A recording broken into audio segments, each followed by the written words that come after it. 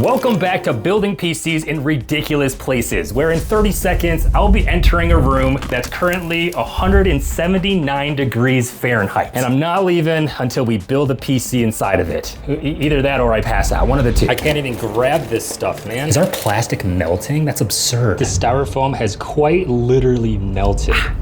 Man, even the screws are scorching. I don't know what steps I took in my life to get to the point where I am, but oh my goodness. This is the hardest challenge I think I've ever done on this channel. I don't think I can finish it. I appreciate all your suggestions for locations of this series, but maybe next time we can make it a little more tame. Okay, let's do it. All right, here we go. Oh no. What am I getting myself into? I can hardly breathe. Here's our domain for the next 30 minutes. I'll be honest, guys, I have no idea how this is gonna go because it's so hot in here. This sauna is being fed by these flames and we're just soaking in the heat. So time is of the essence. Let's try to build a PC as quickly as we can so we can get out of here. Realistically, I can only survive 30 minutes in these high temperatures, so it's crucial that I don't make any mistakes. And I already made one crucial error. I don't know if you can see down the slat here, but that's my RAM. I accidentally dropped 32 gigs of DDR5 at the bottom of our sauna. I actually don't know how to get down there, but we kind of need that. Dude, I'm dripping sweat already. So my friends here at Bad Sauna in Pittsburgh were kind enough to let me come out and film this video. So if you're in the Pittsburgh area and you want to get your sweat on, come check out Bad Sauna. I'll leave some information in the description below. But okay, enough lollygagging. We gotta build this PC. Okay, how do I get down there? This was not my ideal start to this video. Hopefully it's safe to do this. Okay. Let's crawl out of here. Okay, we already ran into our second issue, which is that the temperature of our phone is already too high to record. Dude, it's been like a minute, which means I might have to just use this GoPro and hope that audio connects, because I also have another phone strapped to the outside window out there. So oh yeah, that's not good. So yeah, our GoPro might be our saving grace. This is an Intel build, one of the first Intel builds I've done in a really long time. But we're going with an Intel Core Ultra 9 285K. Oh my gosh, I'm sweating so much already. I'm dripping onto the motherboard, which also happens to be a Z890 Aurorus Pro Ice, which is a very funny name considering we're building in a sauna. Oh my gosh, what in the world did I get myself into? I can't even grab this stuff, man.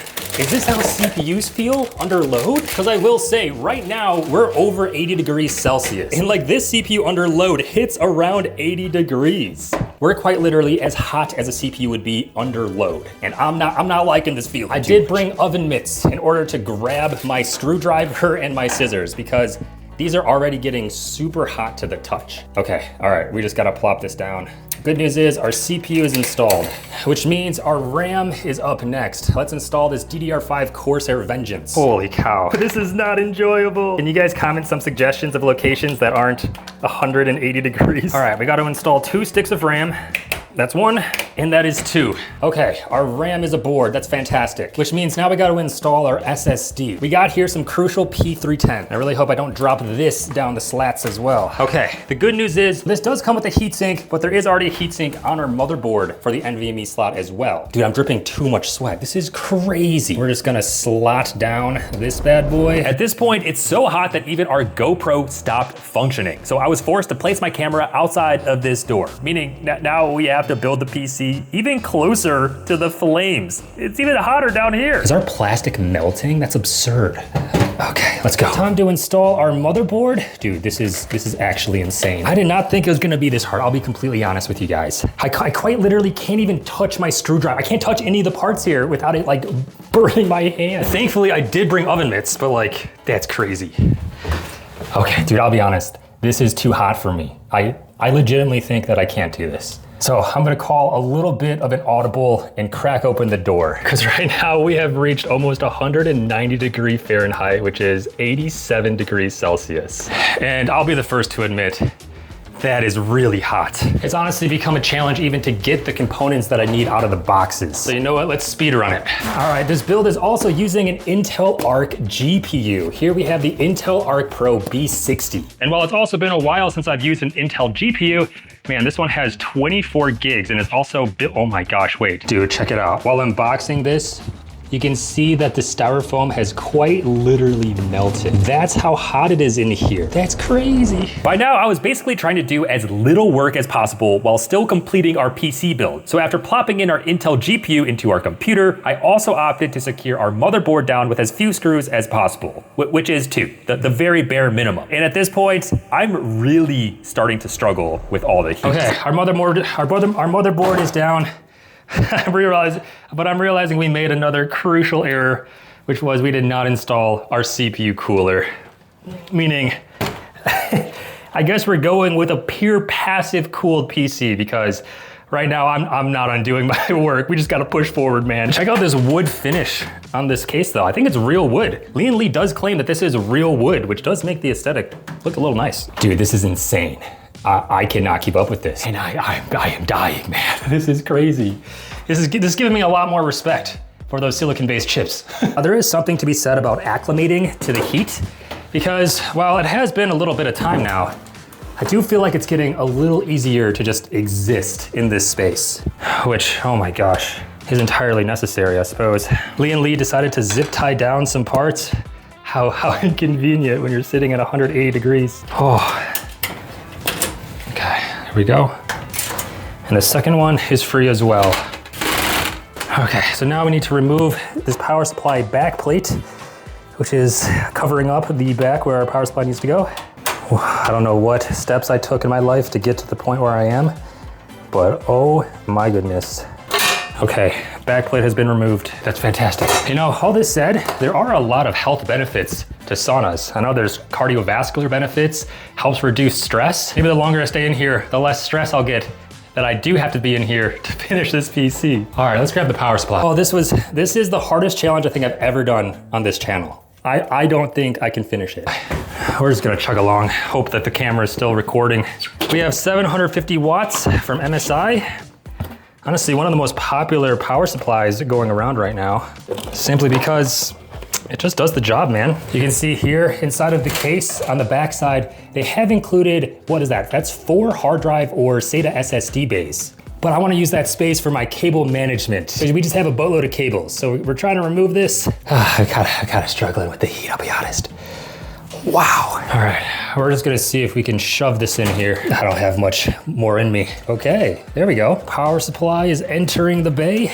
That seems sturdy enough, which means now we can plug in some cable management. This is usually the part that I'm looking forward to the least, but honestly, if it gets me out of the heat, I will gladly do it. As long as the plastic has not melted, we should be able to plug all these in. Why is this not fitting?